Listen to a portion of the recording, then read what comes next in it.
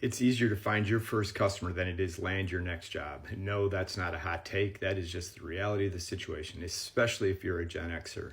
Trying to find a job right now if you got laid off is nearly impossible. You talk to folks, it's taken at least 9 months, maybe not even to get a single interview.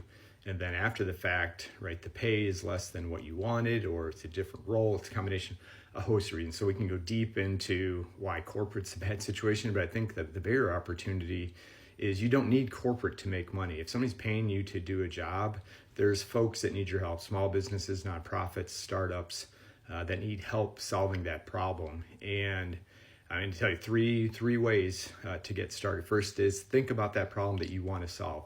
You got to uncouple what you've been doing in corporate, which is job title related. I was a director, I was a manager, I was a VP, customer success, sales, marketing, whatever. Small businesses don't care.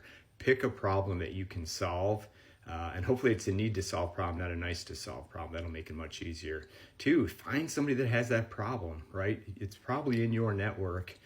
Maybe a former company to work for, a former peer, somebody in your network that started to do something.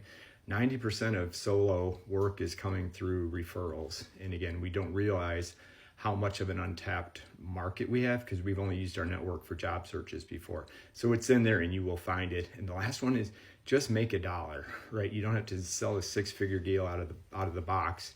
Is sell something, do it for $1, do it for a testimonial. Like I said, find a small problem just to get started. I'm finding that is the biggest challenge for folks transitioning from corporate into solo is getting that first deal and trying to find everything to be absolutely perfect, the right pricing, the right client, the right engagement, et cetera, et cetera. No, it's much easier to find a small problem, solve it, charge $1 for it, breaks the ice, and much easier to build off of that. So those are the 3 things, right? Solve a real problem.